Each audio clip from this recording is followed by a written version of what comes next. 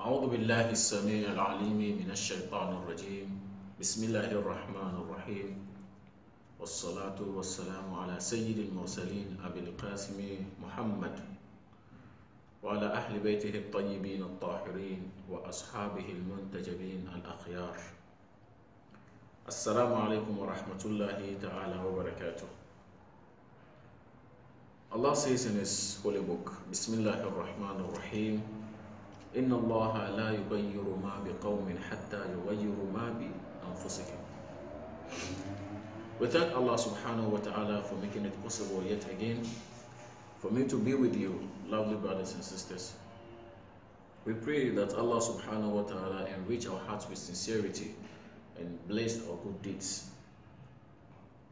Today our topic is going to be about our community, our society, especially the Muslim community, and how it has been contaminated and polluted with indecency and immorality and deviancy. We're trying to find out where the problem comes from and the possible solution to this problem, inshallah. But before that, we need to talk about certain aspects in life that we all go through without paying attention to. We all believe that Allah subhanahu wa ta'ala is the one who created us. Therefore, there is a motive behind Him creating us. Meaning, we come from somewhere, and definitely we are not going to remain here. We are not going to stay. We will be going back to where we come from. We're going back to where we come from. So therefore, Allah subhanahu wa ta'ala cannot just create us and leave us on earth. Definitely there should be a relationship, a connection between us and Allah.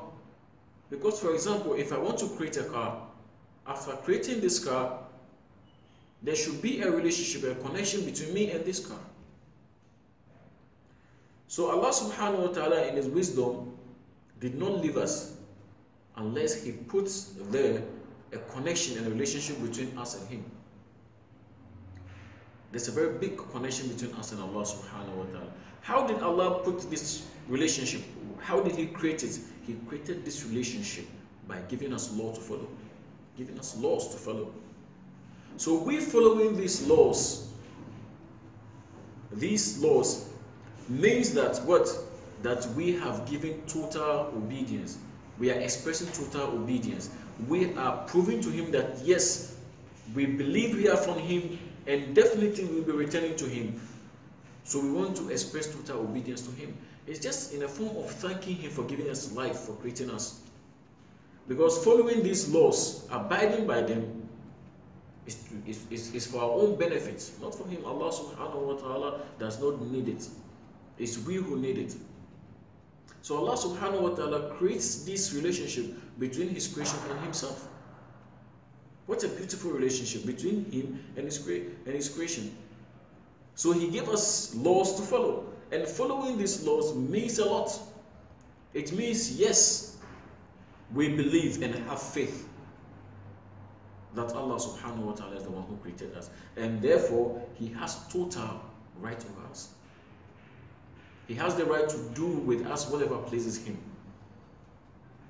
It's like just giving what He has given to us back to Him by thanking Him, by obeying these laws. This aspect in life is understood by all. Secondly, Allah subhanahu wa ta'ala, because He has created us and we are not alone. I'm not alone in this world. I live with my brother. I live with my friend. How do we live together? How do we build a good relationship? How do we get that type of relationship that makes a community or society a rich one? That Allah subhanahu wa ta'ala puts that relationship between us by teaching us morals, by teaching us courtesy, how to live a good life, how to reach to perfection, But we know, as we all know, that we cannot get there because, for example, if I ask you, my brother, to meet me somewhere, a place you don't know, definitely I am supposed to give you directions, else you are never going to get there.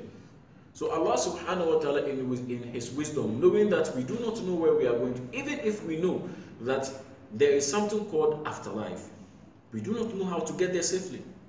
So therefore we need people to lead us. We need people to show us the way. Then Allah subhanahu wa ta'ala sent us from our own selves messages and prophets so that they will lead us to the right path, and then they'll show us the way. Allah kept on sending messengers, messenger after messenger, prophet after messenger, until he sent the last prophet, Prophet Muhammad sallallahu alaihi wa alihi. Of course, the most greatest of them.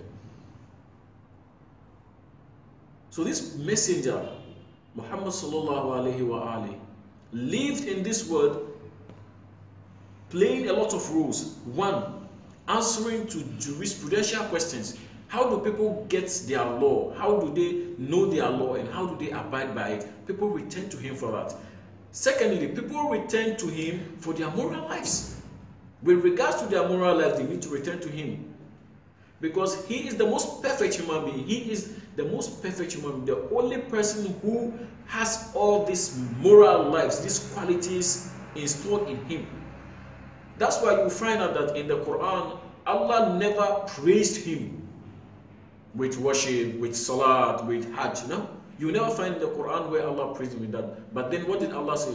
Bismillahir Rahmanir Rahim. Innaka la'ala khuluqin azim. He tells him, O Muhammad, verily you conform yourself to a sublime morality. You conform yourself to a sublime morality. This is a person who Allah subhanahu wa ta'ala sent to lead this society, our Muslim society, or the world as a whole. But when you look back, today when you look into our communities, what do you find? Do we represent the people that this man who conforms himself to a sublime morality came to preach to? We do not represent that. We do not represent. We find out that our Muslim society is the most corrupt society on the planet Earth. The most corrupt society. Why? Where is this problem coming from?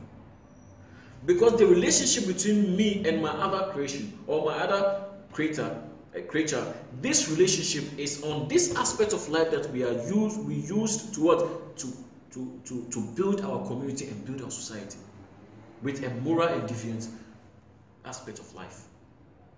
But today when you're looking for people who, if someone is looking, a politician is looking for a group of youth who will go and misbehave somewhere, he doesn't think twice. He doesn't hesitate. He comes direct to the Muslim community. Why?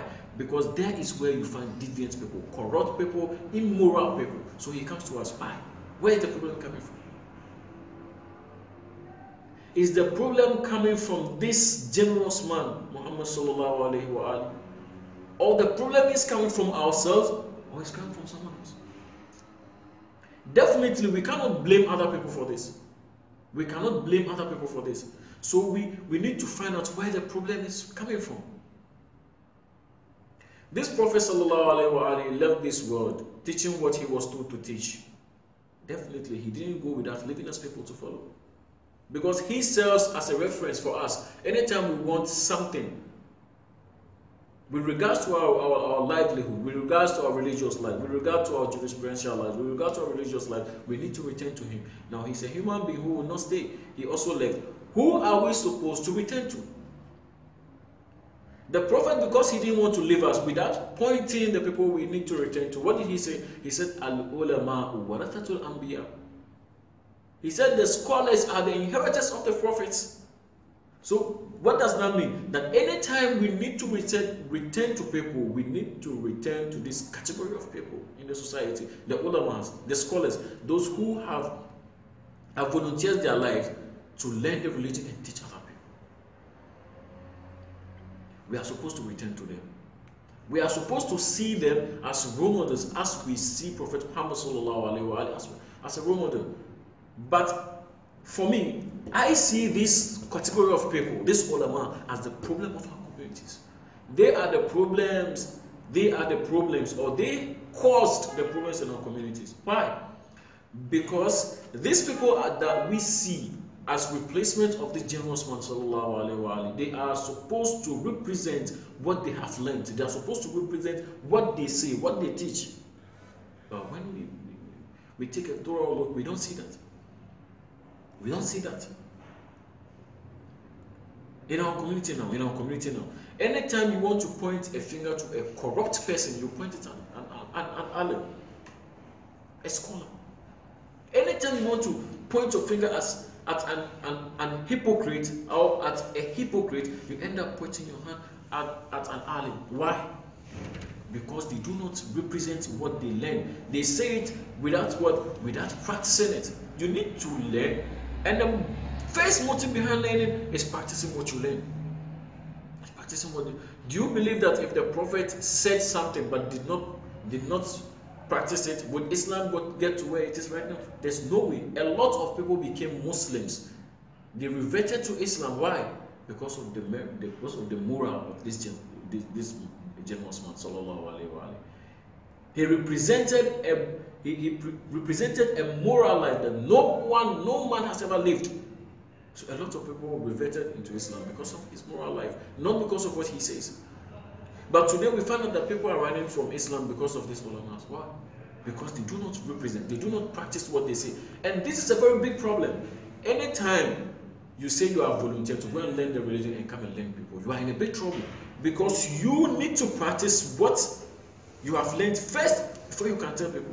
The people you are talking to need to see the reflection in your life. The reflection in your life first, and then they can pick it from you. Now, if we have thousands of ulamas in a society and all of them are corrupt, what becomes of the community? So I say the problems of our communities are these people, this category of people that the Prophet ﷺ left as inheritors of the Prophet. Why? Rasul ﷺ says, he says, Sinfan min ummati idha salaha salahat ummati wa idha fasada fasadat ummati.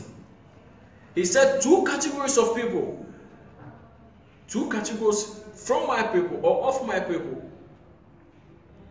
If they are righteous, my people are righteous. My ummah is righteous. And if they are corrupt, my ummah is corrupt. What is he trying to tell us? That if any community is going to be righteous, it depends on this people. It depends on this category of people, the ulamas, the scholars, those who have volunteers to learn the religion and teach other people. It depends on them. And if a community is going to be corrupt, it depends on the same people. So he says, Sinfan min ummati iza saluha saluhatul ummah. Iza fasada fasadat ummah.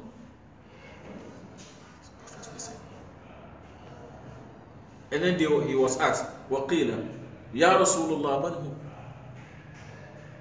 They asked, O the Prophet of Allah, sallallahu alayhi wa alayhi, who are these people? Who are these two categories? What did he say? Al-fuqaha wal-umara.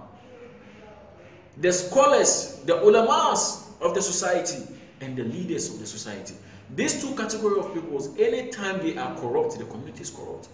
Anytime they are righteous, the community is righteous. So the community is now not righteous. What is the problem? The problem are from these people.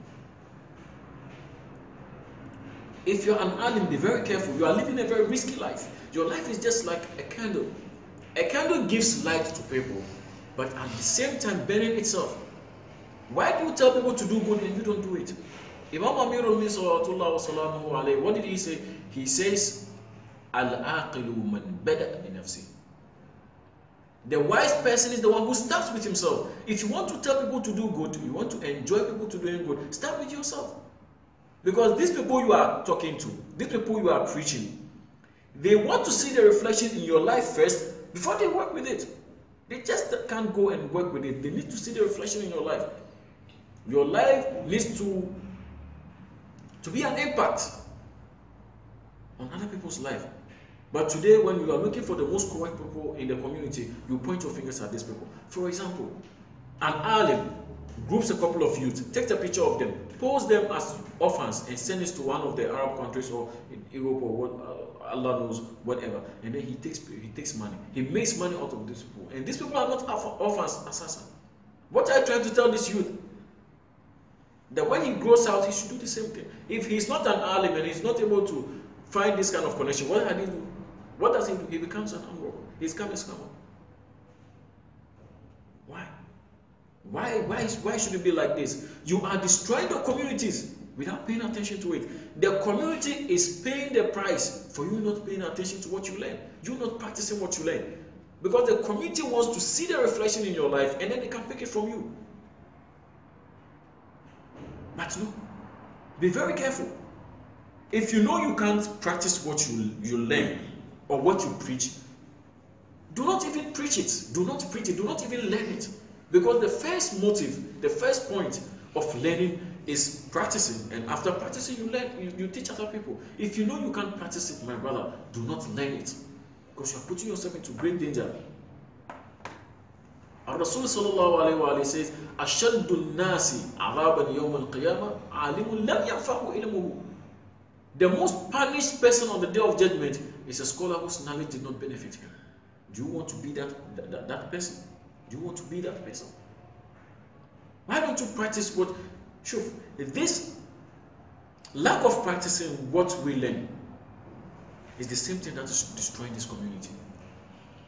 I'm telling you, anybody, everyone in the community sees an alim as a role model. They want to return to the person. And then when they return to the person, they realize that they're even better than the person. The only difference is that the person is learned and they are not. But morally, he is nothing. I'm not saying this, I'm not trying to say I'm perfect. No. What I'm trying to say, there's always a chance for repentance and doing good.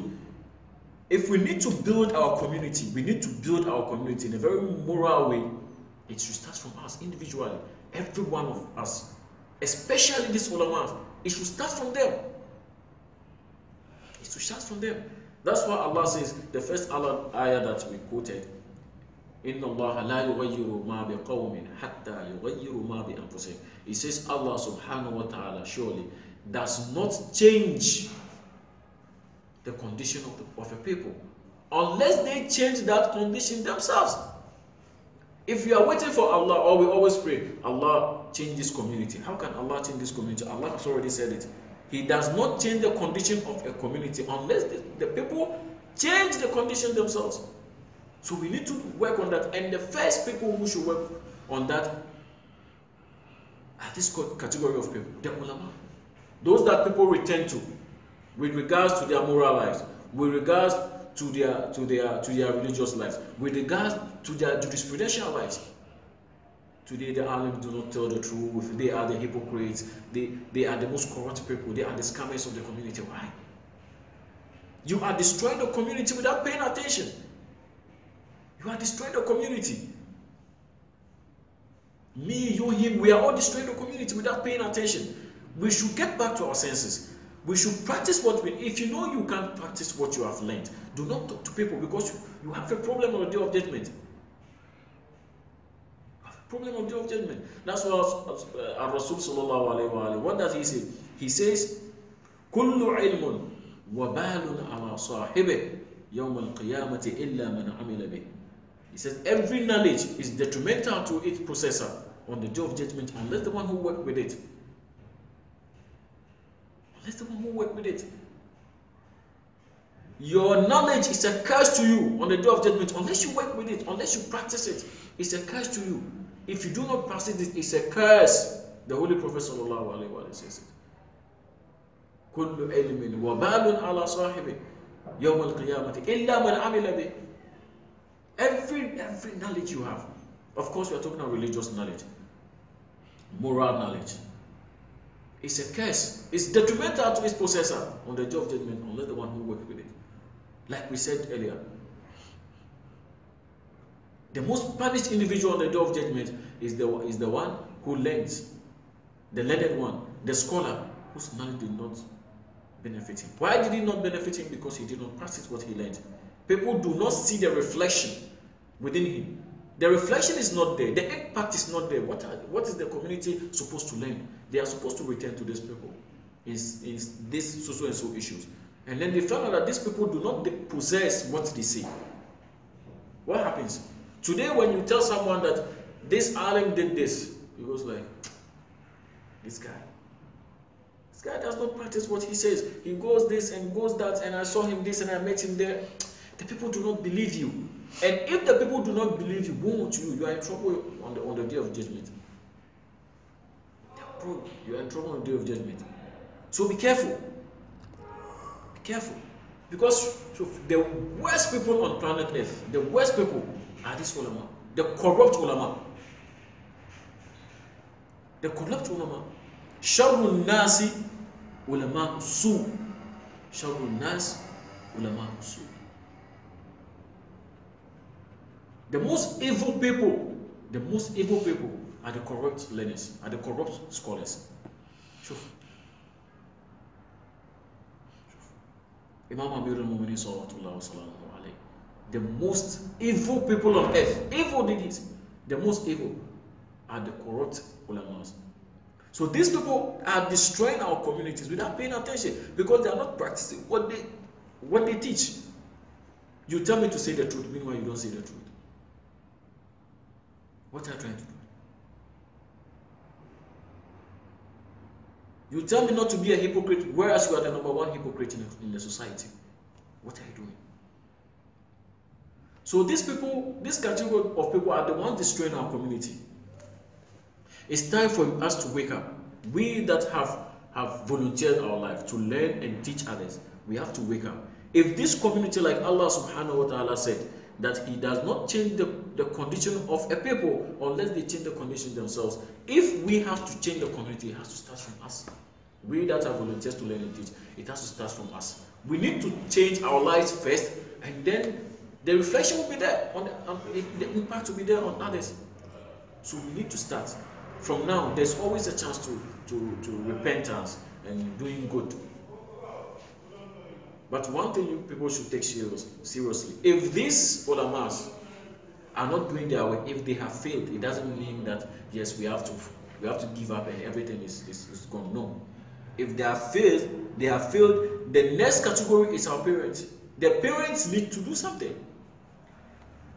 Just take a look at this example. If I am a parent and I have children, and I teach them morally, and they see the reflection in my life, and they start living a moral life, a decent life, and my friend also does the same, his brother also does the same, my brother also does the same, our children are now living a very moral life. The next thing, their friends are also living moral life, the community will surely change. But if we are waiting for an angel to descend from heaven to come and change this life, we will never change, we will never be. All of us are going to be asked on the day of judgment how we lived our life with others, how we lived in our societies. So the change should be now.